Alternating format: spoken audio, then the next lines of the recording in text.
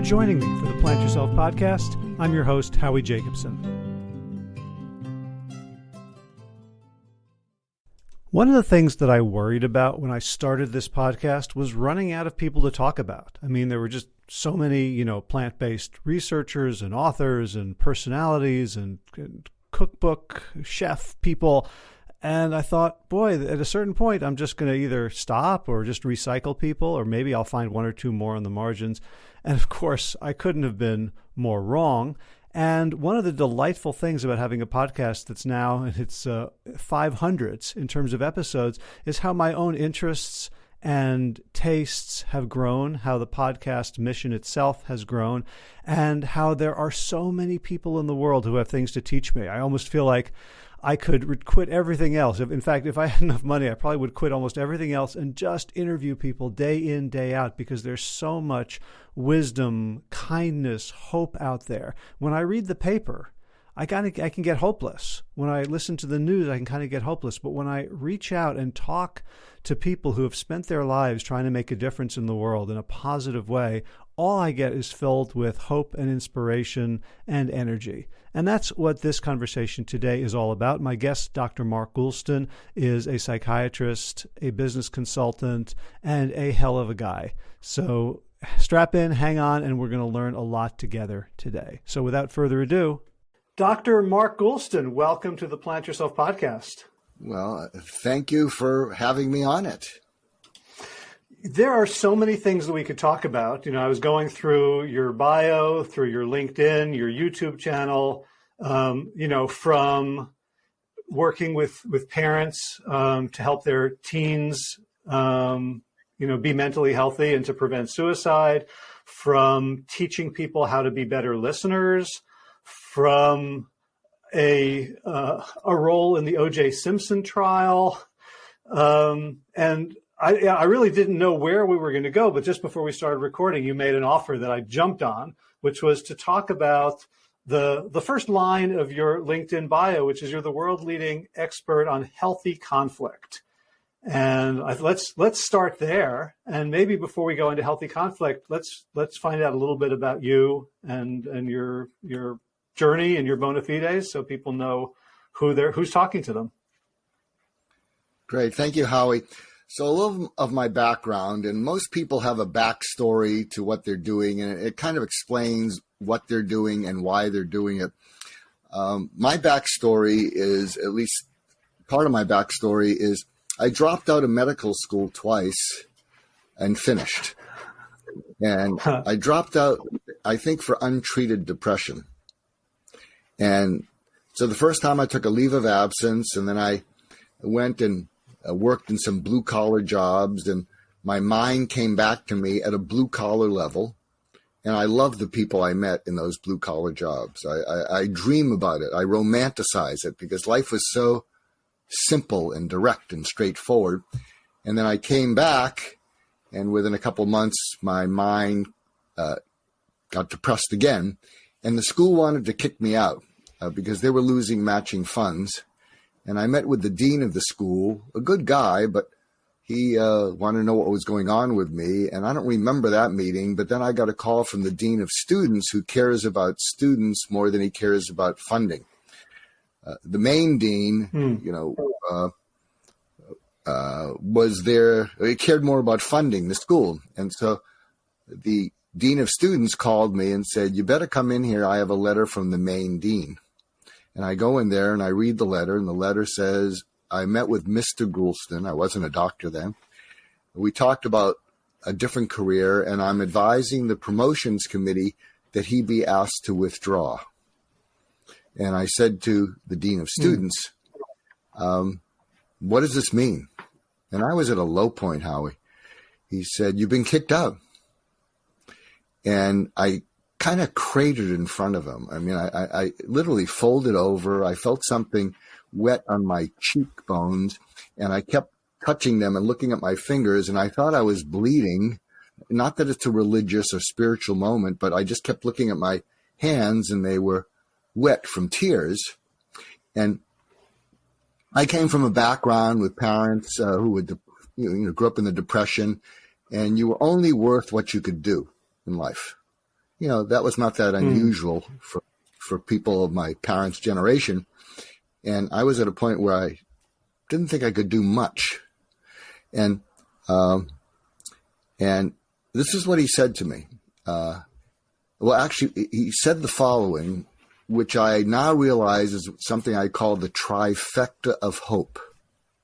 The trifecta of hope, because it was something that I paid forward in my career, but I'll get to that in a second. He said to me, when he saw my raw vulnerability, he said, "You didn't mess up because you're passing everything, but you are messed up. But if you get unmessed up, I think the school would be glad they gave you a second chance." And then here's the first leg of the trifecta of hope. He said, even if you don't get unmessed up, even if you don't become a doctor, even if you don't do anything with the rest of your life, I'd be proud to know you. So that was like unconditional love. And I went, what? And then and then here's the second leg of it. He said, you have something in you, this streak of goodness. You don't know you have it. And we don't grade that. We should, but we don't. And you have it, and you don't know how much the world needs that, and you won't need it. You won't know it until you're 35, but you have to make it till you're 35. So the second leg of the trifecta of hope. So there was unconditional love, and then he saw a future for me that I didn't see. The world needs what you have, Mark. And you don't have to do anything. You just have to be you. And then the third thing is he said, he pointed at me and he said, but you have to make it till you're 35. You deserve to be on this planet, and you're going to let me help you. So the third leg is he stood up to the medical school and the main dean and said, we're giving this one a second chance. So unconditional valuing something in me that I didn't have to perform to get a future that I didn't see, and that person putting themselves at risk. He was just a PhD standing up to this promotions committee of all MDs. So something flipped inside me, and so I got that second year off, and I worked at a place called the Menninger Foundation, which is still around. It's now in Houston, but it was based in Topeka, Kansas. And it's a psychiatric foundation with multiple hospitals. And I discovered that I had a knack. I mean, I grew up outside of Boston, and here I was speaking with schizophrenic farm adults, and I could sort of get through to them. And so I remember asking the psychiatrist, is this legitimate? This is different than med school. And they said, no, it's legitimate, and you've got a gift. So I held on to that for dear life, Howie, and I finished that year off, and then I came back, finished med school, went to UCLA, trained in psychiatry. And then after I finished training, one of my early mentors was one of the top pioneers in suicide prevention. And so I went out into practice, and I saw a fair amount of suicidal patients, and none of them died by suicide in 30 years. And I just paid it forward, Howie. I just did onto them what was done onto me. I saw some value in them that they couldn't see. I remember I asked one person, what helps? What works here? I'm trying to figure this out. And he said, what you don't realize is I'm a burden to the world. I scare my parents. I tick off my brother and sister. They think I'm manipulative, which I am. Nothing in life feels great to me, so my life's a burden to me. So I just think about, why don't I just relieve everyone of my being a burden? But when I came to see you, you had this smile, and I thought you were crazy. Why would you smile to see me? And I realized I wasn't a burden to you. I mean, you were professional, but you weren't just focused on, let's see how your treatment's going. Are you following through on such and such? You just seemed to be glad to see me, and nobody was. And I went, wow, that's pretty interesting. So I know that's a longer answer than you wanted, but I couldn't stop myself, Howie. Well, it's beautiful. And, one of the things that strikes me is, clearly the dean of students was right to see in you what you couldn't see in yourself. But also that, it's unclear to me from the story, and maybe it's clear or unclear to you, whether the dean of students was saying that because of what they saw in you or because of who they were, that they know that it's true for everyone, that everyone is deserving of unconditional love, everyone has a future, and everyone is worth taking some degree of risk for if they see the person is going to reciprocate. So it's almost like the story is both somebody saw that you're special and somebody saw that you are just like everybody else. That is so true, because what happened is after I finished my training in psychiatry, and after I was in practice for several years, I went back to Boston and had lunch with the dean of students. And I said, why did you do that for me? Why did you stand up for me? And it's exactly what you said. He said, someone did it for me 30 years ago. Huh. So it's like a pay it forward kind of thing. And I'll share something that's a little bit of a tangent, but this is conversational. I'm retired now, and I'm doing a bunch of things, and I'm trying to sort of scale what I know and teach people what I know, and hopefully it'll help them to help others. But when I used to see depressed patients, and I would drill down into them with something I call surgical empathy. And surgical empathy is a way of just going in deeper and deeper. And one of the approaches there is the 5 reallys. What's really going on? Well, I don't feel motivated and such and such. Yeah, I understand that. But what's really going on? And when you get to the 4th or 5th really, a number of my depressed patients would say, I don't deserve to be happy because I am totally focused on myself. I don't care about anyone. I'm just self-absorbed. And so why would someone like me deserve to be happy? And so one of the things I started doing is I started giving them a box of healthy snacks in little bags. And I said, every day, if you see a homeless person, which you do in Los Angeles, I want you to walk up to them. Always have some of these snacks in your pocket. Reach in and have one with your hand outstretched because you don't want to scare the homeless person by reaching into your pocket. And go up to them and say, hi, my name's Mark. What's your name? And you may be surprised to know that homeless people have names. They're people. And, and they may be a little nervous, and maybe they'll tell you the name, maybe they won't. And then with your outstretched hand, give them the healthy snack, because you might be hesitant to give them money because you're worried they'll buy alcohol or drugs. And then look them in the eye, give them the healthy snack and say, here, I hope this helps. And just hang in there. And then make eye contact and leave. And so I would do this with some of my depressed patients who had said that they felt they was totally self-absorbed. And they'd come back the next week and I'd say, so how did it go? And they would look at me begrudgingly and say, it helped.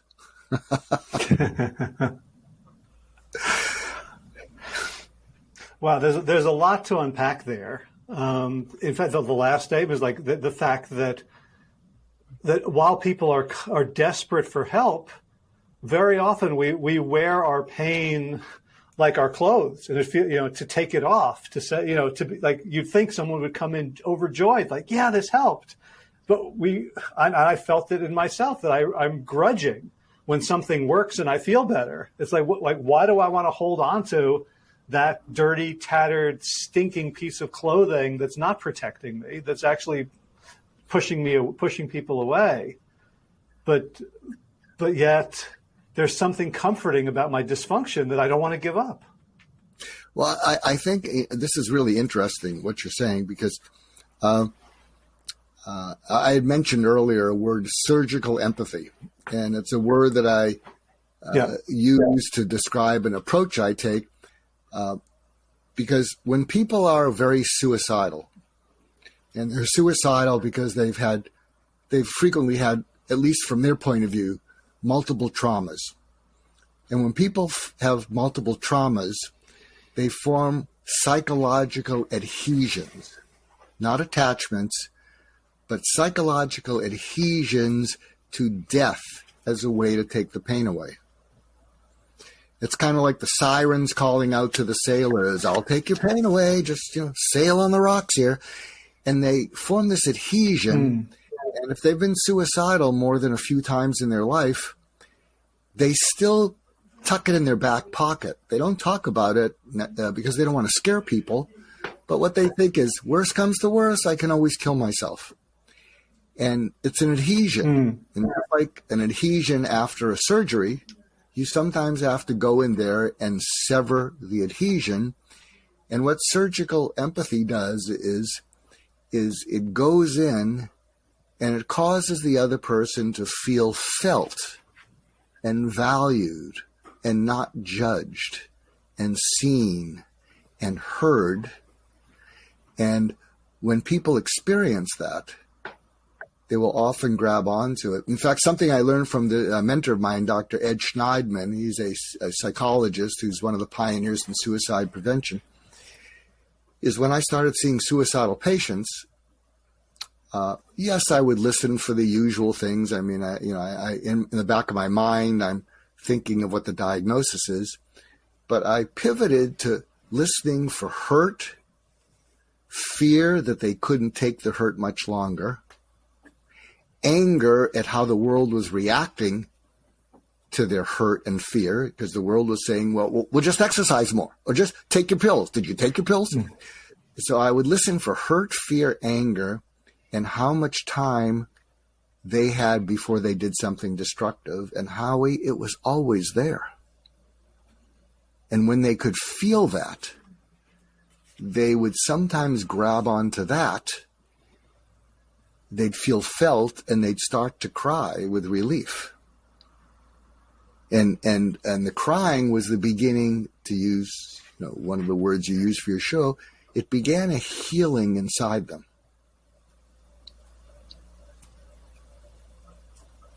Does that make sense? So it does and it doesn't to me. In terms of when I would think about it before this conversation, I would say, of course, people who are suicidal feel hurt, fear, and anger, and they're aware of it already. What is it? Maybe there's we can kind of say what surgical empathy looks like or feels like. Maybe you could describe it, or we could demo it in some way. But I'm curious, what changed in that between their conscious awareness of these, unwanted emotional states, and when they were able to cry in acknowledgement of being seen and connected to another person and worthy of life. So I'll give you an example of it, and I'll demonstrate the difference between, clinical and professional empathy, maybe it's not empathy, and surgical empathy. Before I do that, one of the things that I observed with suicidal patients is that, and I wrote an article after Anthony Bourdain and Kate Spade died by suicide, and it had 400,000 views in 2 weeks. In the article, which is still up on Medium, it says, "Why people kill themselves, it's not depression." So obviously that's what grabbed people's attention. And I said, there's hundreds of millions of people who are depressed, maybe billions, who don't kill themselves. There's people who lose their job who don't kill themselves. There's people who lose their marriage who don't kill themselves.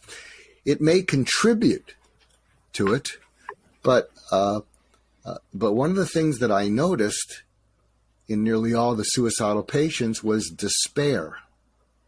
And if you break the word despair into DESPAIR,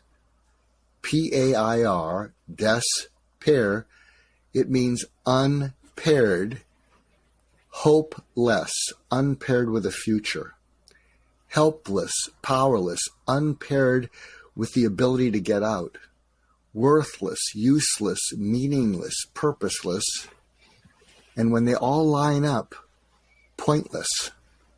So they feel unpaired with reasons to live, and they pair with death to take the pain away.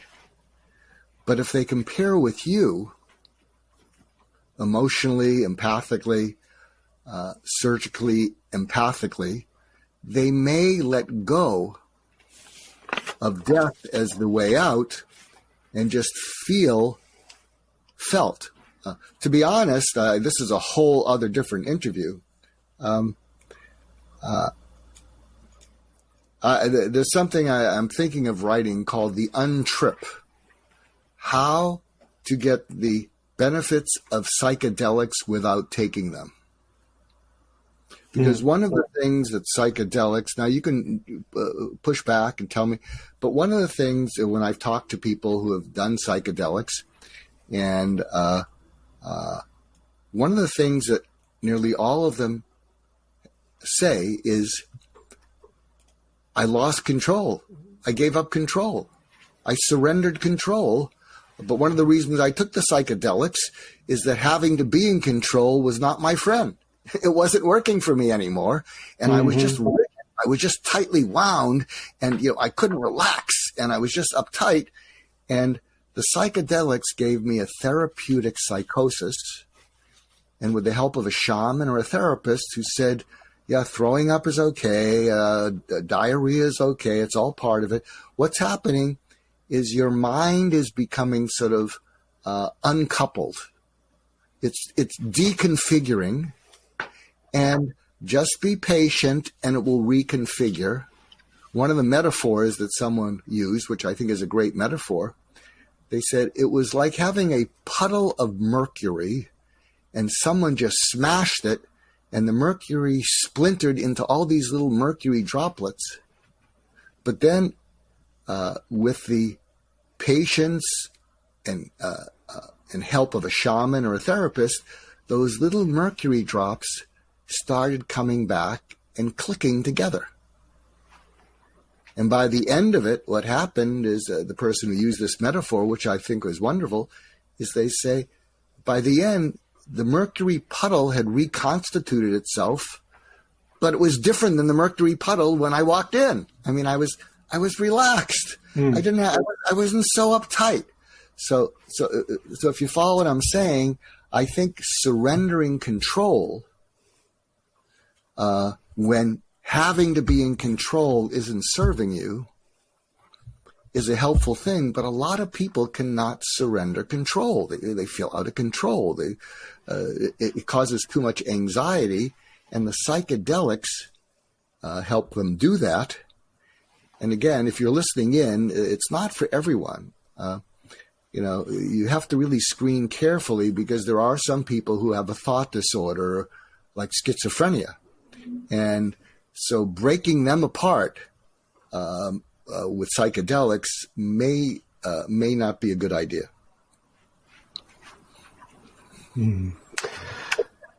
Yeah, I'm thinking back to my own alleged psychedelic experiences, which I may or may not have had, depending on how legal they were.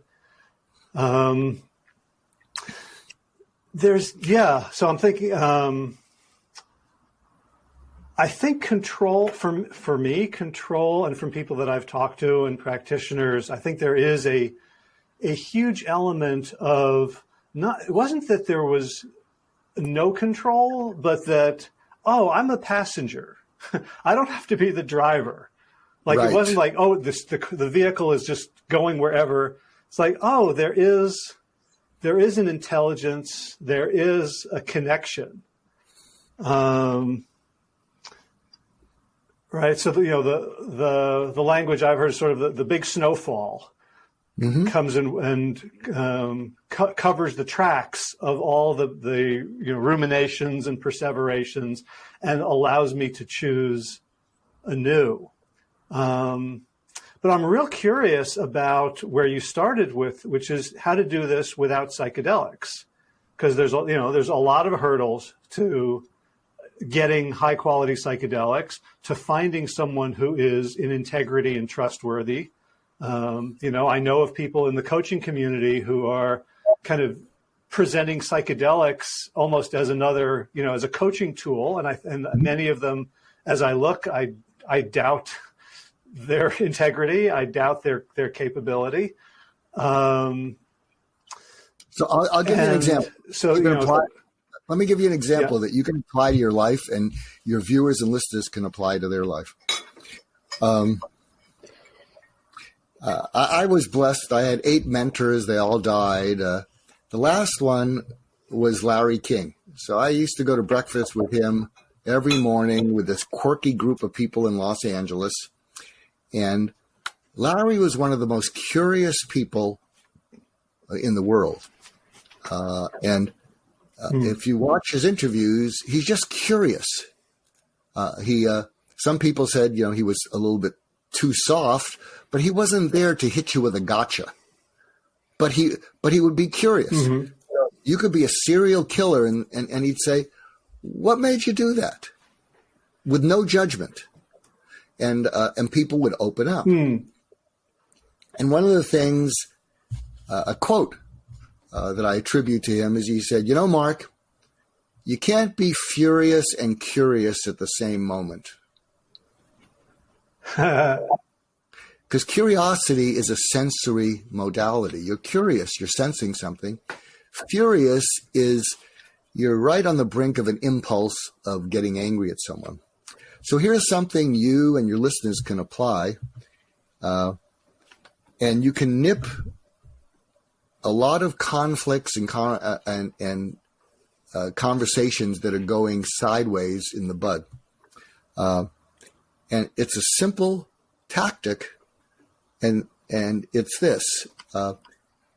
When things are picking up between you and another person, and they're going in a bad direction, if you can, instead of trading tit for tat, you pause and ask yourself, what's it like for the other person right now? And you let go of anything you're thinking, any agenda, any need to be right, and you just pause and say, what's it like for them right now? I did this with my wife about 30 years ago. We've been married 44 years, and I really lucked out with her. But some years ago, and we can still get into these tit-for-tat squabbles. You did this. Well, you did this. Blah, blah, blah, blah, blah, and it goes nowhere good. And I remember years ago, we got into one of those, and rather than loading up with my next volley, I said to myself, what's it like for her right now? And I thought, I don't think she likes what's happening, because it always ends with, we're negative, and then we have to sort of gently walk back to each other and sort of let it go. And we don't necessarily follow all the steps that you should to resolve conflicts, because, part of what I love about my wife is she'll say, don't try any of that psychological BS on me. So I kind of like that about her, because there's a part of me that thinks there's a lot of BS in our profession. So there we are. We're having this argument. And instead of laying into her again, I said, do you like where this is going? She said, what? I said, do you like where this is going? Because where it usually goes is you'll say something, I'll say something, and then one of us will say, okay, that's enough. And then, and it's usually me who sleeps in the den. I don't know why you always get to sleep in the bedroom and I get to sleep in the den, but that seems to be how we do it. And I said, do you like where this is going? She said, no, I can't stand this. I can't stand when we get into this. And I looked at her and I said, do you have any idea how we can keep it from going there? And because I gave up control and having to be right, she smiled at me and she said, No, but you're doing really good. So Yeah, you follow it's the parallels. There's ways that we can do that in our life. yeah, and I'm struck by when you spoke of furious as, the cusp of an impulse, because like for me, I've been working with a counselor, to kind of help me with some conflicts in my life. And as I take notes at the end of the session, just things to remember. And then I go off and I try to be a better person in the real world. And I can't figure out how to do it in the moment. And I keep coming back to the notes, and every single note is always the same thing. It's always saying, hey, what's going on for you right now? Can we slow down? And it's like that, those words, which are so simple, like I should get a tattoo, like, Guy Pearson Memento, just to have them, because the impulse to do something else, which is the same as the impulse I feel about junk food or watching another Netflix show or scrolling Instagram, the impulse to make myself feel okay in the moment kind of blocks the part of my brain that even has access to this wisdom. And I'm wondering, how can I sort of train? So like, shooting free throws so that in the game I can sink the basket and not immediately give in to the furious impulse to protect myself rather than be curious. So I'm glad you asked, because I'm going to give you a tactic that I hope will be helpful. One of the reasons on LinkedIn I've identified myself as a healthy conflict coach is I don't do conflict resolution anymore between parties, because we might resolve one conflict, but the bully gets to live to bully again, and the bullied gets to be bullied again. And so I just don't do that. What I prefer to do is I work with executives or CEOs who aren't good with conflict. They either get angry or they avoid it, or they dump it on someone else, so they shut down. And so here's my tactic for you. Realize if conflict is so universal and people think it's universally bad, they think it's universally bad because they've had a lot of conflicts that didn't, at least in the moment, end up happily. So if you can do this tweak in your mind, and here's the tweak, it's a mindset shift. And when I coach people on this, first of all, identify I'm in a conflict, I'm getting agitated.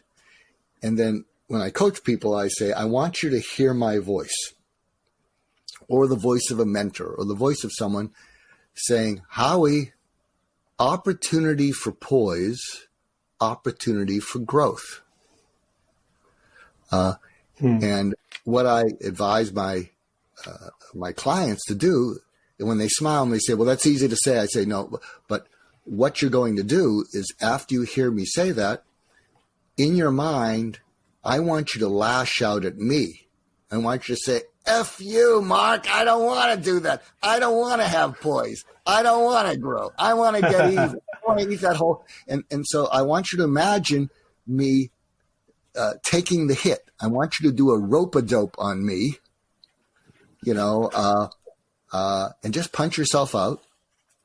And then, what you attach to the opportunity for poise, because showing poise in a conflict gains you admiration and respect, probably more than almost anything else. Boy, you were so classy. How did you handle it that way? And there's a term. Hold on. And there's a term called radical patience. So when you say opportunity for poise, exercise radical patience after you punch yourself out at me in your head. And then during the radical patience, ask yourself, what am I so upset about? Why am I so upset again? And so reach into yourself, figure out what that is, and then ask yourself, what are they upset about? And what are they really upset about? And how have I actually contributed to what they're upset about? And so that's the opportunity for growth. But if in your mind, and if I do a book, I don't know if I have enough information for a book, because I think a simple article covering changing your mindset about conflict to it being good and one of your best opportunities for poise and growth, and then this is what it looks like, and then answer the questions.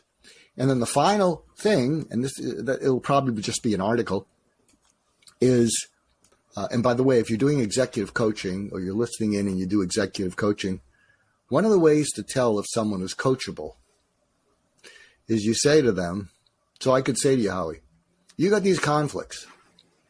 Are you interested in doing a better job with them, or are you committed to doing a better job with them? Because if you're interested, you'll just nod in agreement and you'll say, that's very interesting, Mark. I might give it a try. And, oh, that's novel. I never thought of it that way. But the first sign it becomes a little difficult to do that, you'll trash it because you're just interested. But if you're committed, you'll stick to it. You'll modify it. You can get angry at me, but modify, make up your own terms. Opportunity for what in your head. But if you're in the coaching field, one of the ways to tell if someone is coachable is, are they committed? And then when you lay into them, if they say, yeah, I'm committed. Really? Well, here's a way to find out if you're committed. And by the way, here's something I want to put a plug in for that's free. In 2015, I created a survey at Harvard Business Review. And you can go there, HBR Goulston, you'll find it. And it's an assessment, and it's how well do you communicate during conflict? Very simple. I forget how many questions there are. But the modification of it, and it'll say things like, I fully listen to the other person when I'm upset. I blah, blah, blah, blah, blah. And it's not rocket science, but I'm using that now to test the commitment of clients. I say, I want you to give this assessment to your stakeholders about how they see you, about you. So it's an interesting stakeholder thing. So if you think about it, with anybody you have a conflict with, and if you look at the 10 or 12 questions, you say, whoa, that is really daunting. Well, of course it's daunting, but the point is it gives you something to talk about.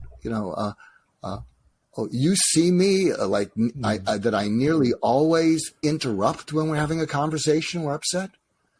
You see me always never letting you finish. So it's so I use that to test someone's commitment, because coachability is all about their commitment to doing things that are difficult and sustaining it past the novelty and past the point when people get off their back about they have to change because those other people are focused on something else. And, without real commitment, people are not coachable. Gotcha. So I want to go back to the second step, which is after you repeat half-heartedly or grudgingly opportunity for poise, opportunity for growth, then to lash out at you. What's the function of that? Because that's kind of the opposite, where typically I want to tell people to identify that voice and externalize it, to defuse from the voice that says, I'm not going to do this, people are stupid, right? To see that as external. But you're doing something different. You're asking the person to align with that voice against you. And it sounds like it's a prerequisite for them to be able to do these high level, very mature cognitive types of questions that follow. So explain that.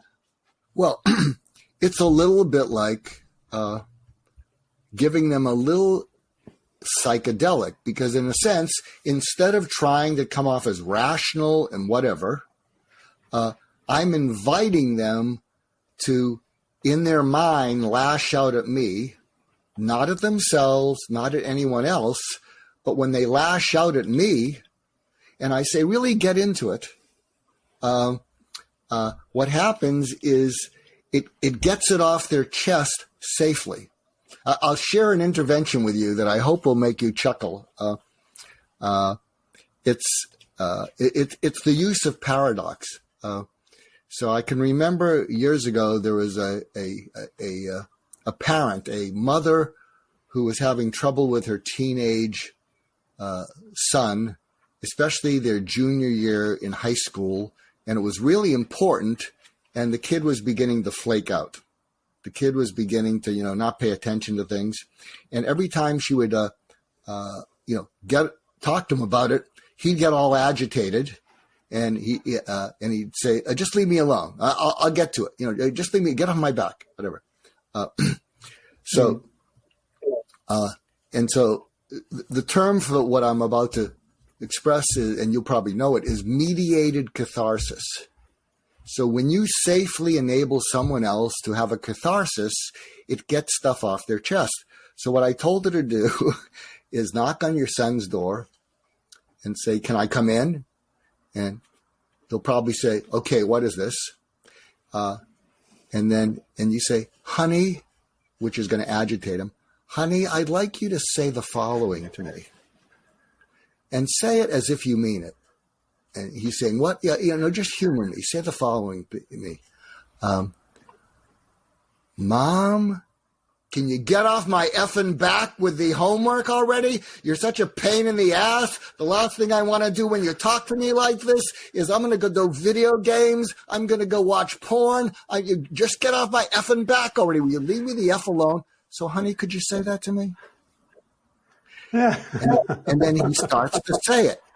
And then I told her, when he starts to say it, say, "Come on, you can do better than that." So you're inviting him to punch himself out, and he starts to giggle, because if he had done that without you mediating the catharsis, you might have reacted, "Now you better calm down and be more respectful." But what you're doing is you're draining the abscess. That's a little bit of surgical empathy. So he's going to start giggling. And what's going to happen? See, here's something that teenagers have taught me over the years. They said, I remember one teenager said, "The only thing I hate more than my parents is hating them. They enrage me so much that it's chilling. And, they make me crazy. I want to punch a wall, and they don't know what to do with it.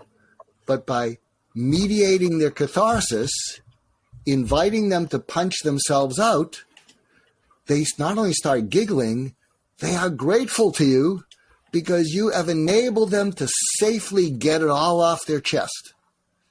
Come on, you can do better than that. I mean, you're not telling them to punch you. Oh, come on. Yeah. You're holding back. So you're right. You got rubber-tipped swords. You're doing live-action role play rather than the real swords that you're accidentally cutting each other with because you're sort of withholding. Absolutely. That's wonderful. That's a great Jedi mind trick. I'll give you another Jedi one, which I give to entrepreneurs for their marriages, because a lot of entrepreneurs are a little bit too alpha for intimacy. And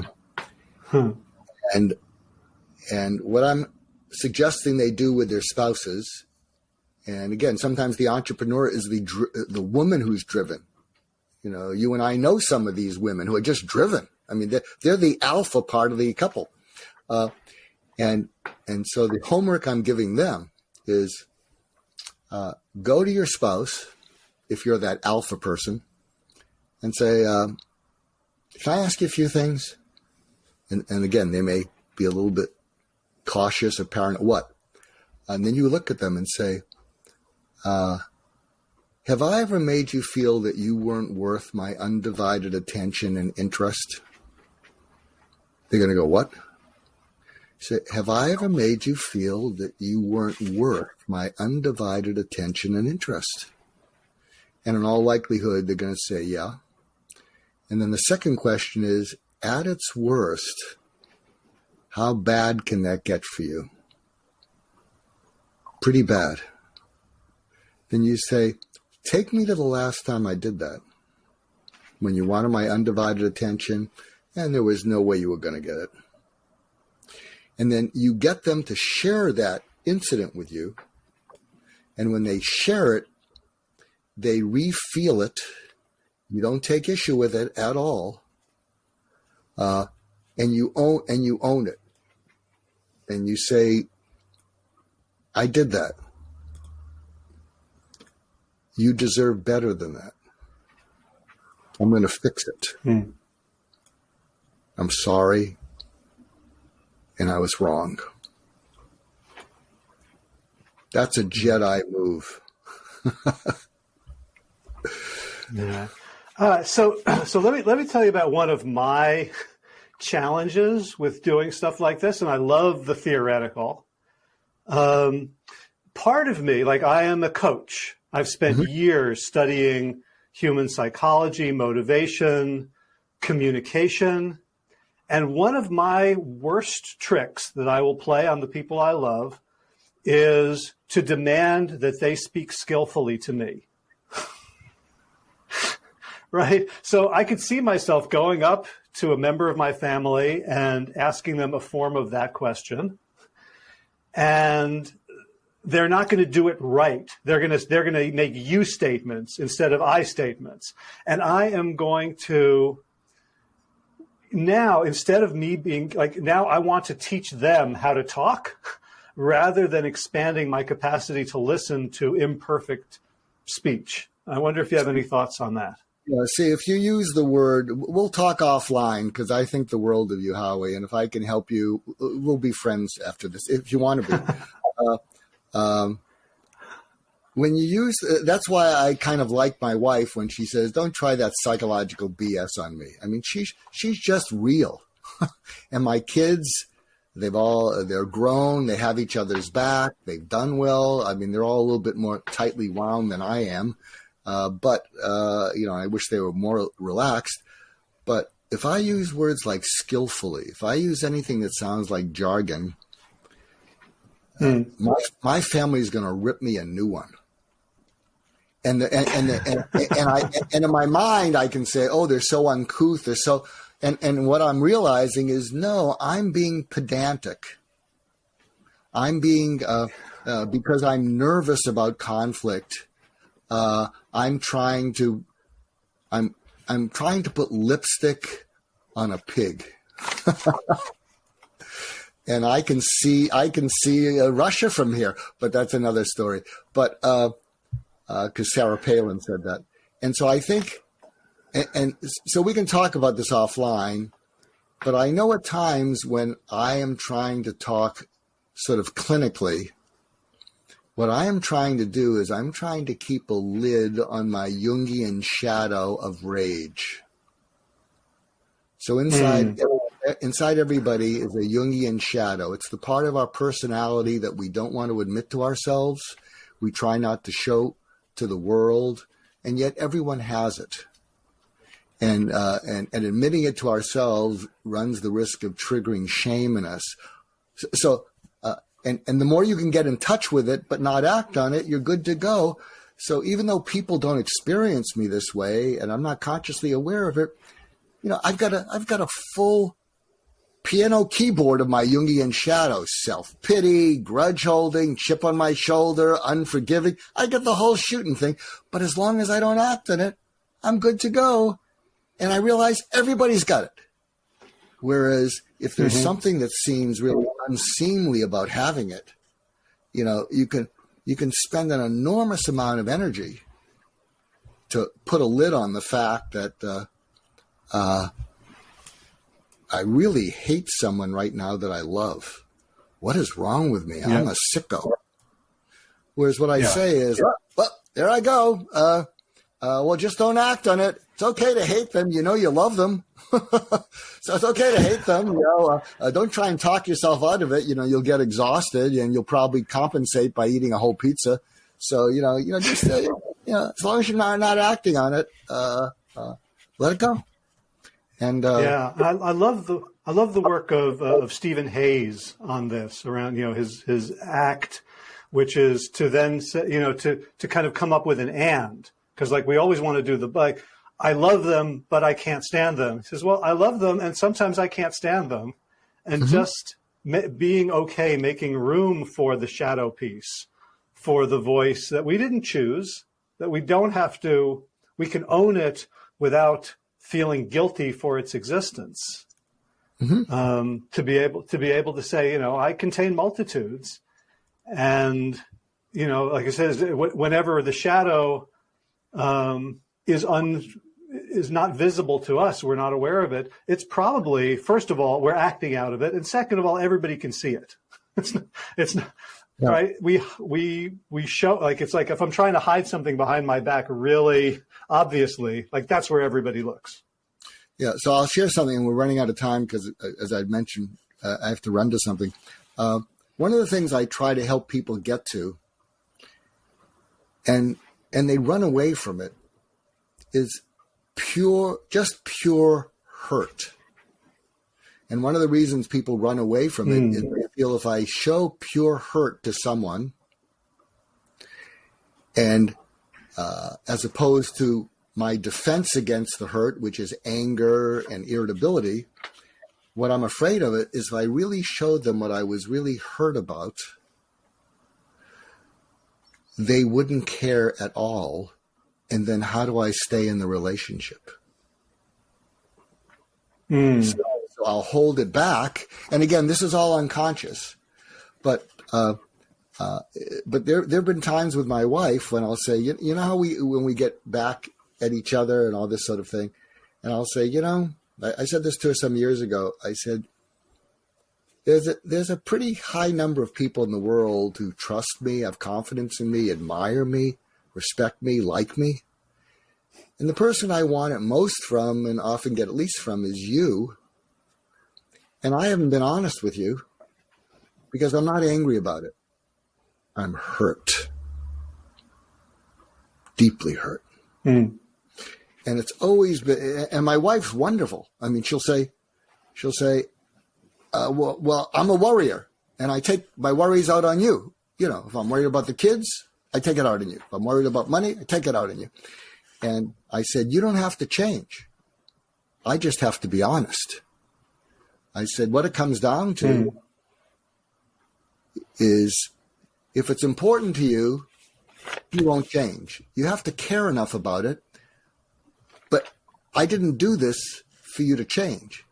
I did this because I wanted you to know that I'm not angry at you. I've never been angry at you, ever, even though I can act a little bit snippy. But what I have been is hurt when I don't feel appreciated, when I feel, yada, yada, yada. But I'll tell you, when I went through those layers, Howie, and I said, I'm not angry at you. I've never been angry at you. I'm hurt. Can you feel the power of that quiet power and the honesty? And it was like a gorilla was lifted off my back. I just felt great. It was like, I feel terrific. I felt so terrific. I said, I feel so terrific. You can lay into me again.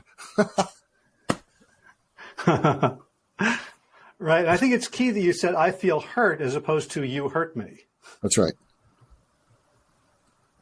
Right. So that when we show ownership, it even if the other person isn't skillful, they can feel that we're not trying to make them wrong. Right. Yeah. But I have to get somewhere. So maybe we'll do a part 2 if people want to hear more of my blithering. I would love to do a part 2. This has been beautiful for me. First of all, as I said before we started recording, there's a lot that I need around this topic. So I've been sort of doing stealth therapy while conducting the conversation. Just before you go, where can people find you and follow you? So I have a podcast, which Howie and Peter Bregman were on, called My Wake Up Call. So you can get that wherever you find your podcasts. And it's in 40 countries. It's in the top 0.5% of podcasts. And we've had notable people ranging from Howie and Peter to Jordan Peterson to Larry King to Norman Lear to Ken Blanchard. So I hope people will, and the conversations are like this. I mean, even though they're my guests, we just get into it. So if you like the feel of this, check out My Wake Up Call. And then my website is markgoulston.com. And if you go to LinkedIn, I keep that relatively current. Plus, we've started something on LinkedIn called 90-Second Mentor, in which we take sound bites from some of the more prominent thought leaders that we've had on, like Susan Cain, Daniel Pink, Marshall Goldsmith, and we just share a little nugget that you can think about for the day. It's very short, and it's called 90-Second Mentor. Great. And I'll include links to all that in the show notes for today's episode, but I want to make sure we get you to your next appointment on time so that you'll want to come back. So Dr. Mark Goulston, thank you so much for your career of work and for your generosity and for your time today. And I'll leave you with this, and I'll leave your listeners with you. Howie, just because you got a lot of rage inside you doesn't mean you're not a mensch. We all have it. As long as we don't act on it, sometimes just accepting the dark side and realizing everybody has it can free us. But to be continued on our next episode. All right. Mark, thank you so much. It's been a real pleasure.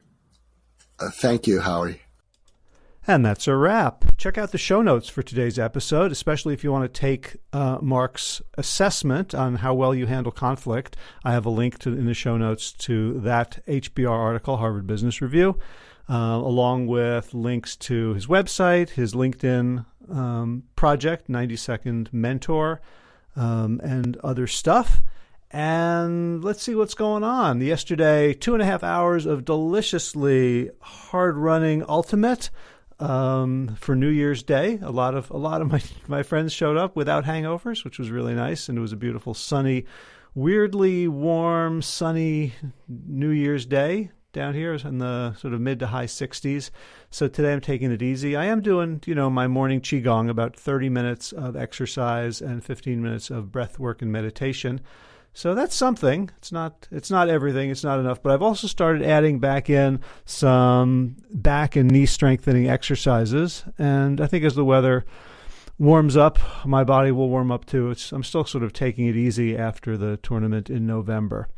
And garden news, the broccoli that I did not find before that big freeze last week is dead. But I think there's some greens that are still kicking. So yay for very hardy cruciferous. All right, time for thanks. Thanks to Will Ridenauer for allowing me to use his beautiful song Sabali Dawn, The Dance of Peace. You can find more of Will's music at his website, willridenauer.com. And of course, thanks to all of you Plant Yourself podcast patrons. Kim Harrison, Lynn McClellan, Brittany Porter, Dominic Maurer, Barbara Whitney, Tammy Black, Amy Good, Amanda Hatherley, Mary Jane Wheeler, Ellen Kennelly, Melissa Cobb, Rachel Behrens, Tina Scharf, Tina Ahern, Jen Filikanovsky, David Bizek, The Mysterious Michelle X, Elsbeth Feldman, Leah Stoller, Alan Christensen, Colleen Peck, Michelle Landry, Josina, Sarah Durkis, Kelly Cameron, Janet Selby, Claire Adams, Tom Franzek, Jeanette Bennett, Gila Sert, David Donahue, Blair Cyber, Dorona Vizov, Gio and Carolyn Argentati, Jody Friesner, Misha Rosen, Michael Warbeck, Aviva Lael, Alicia Lemus, Val Linneman, Nick Harper, Bandana Chawley, Molly Levine, The Inscrutable Harry R., Susan Laverty, The Panda Vegan, Craig Kovic, Adam Scharf, Karen Burry, Heather Morgan, Nigel Davies, Marion Blum, Teresa Koppel, Julian Watkins, Breed O'Connell, Sharon Hirschman, Linda Ayad, Holm Hedegaard, Isa Tuzinwa, Connie Hainline, Aaron Greer, Alicia Davis, Heather O'Connor, Carolyn Jensen, Sherry Olakoski of Plant Powered for Health, Karen Smith, Scott Marani, Karen and Joe Crabtree, Kirby Burton, Teresa Carell, Kevin McCauley, Elizabeth Rothschild, Ann Jesse, Cheryl Dwyer, Jenny Hazelton, Peter W. Evans, Dennis Bird, Darby Kelly, Lori Fanny, Linnea Lundquist, Emily Iconelli, Levi Wallach, Rosamund McAtee, Dan Picorni, Stephen Leenan, Patty DiMartino, Mike and Donna Kartz, Deanne Bishop, Bilberry Elf, Marjorie Lewis, Trisha Adams, Nancy Sheldon, Lindsay Bayshore, Gunmarit Hagen, Tracy Gullidge, Laura Heaton, Meg from Mama Says, Stacey Stokes, Ben Savage, Michael Kay, David Hughes, Connie Rogers, Claire England, Sally Robertson, Param Ganchi, Amy Daly, Brian Tourville, Mark Jeffrey Johnson, Josie Dempsey, Karen Schmidt, Pamela Hayden, Emily Perryman, Allison Corbett, Richard Stone, Lauren Vaught of Edible Musings, Aaron Hasty, Sean Owen, Sagar Naik, Erica Piedra, Danielle Roberts, Michael Lushton, Sarah Johnson, Catherine Floyd, for your generous support of the podcast. That's it for now. As always, be well, my friends.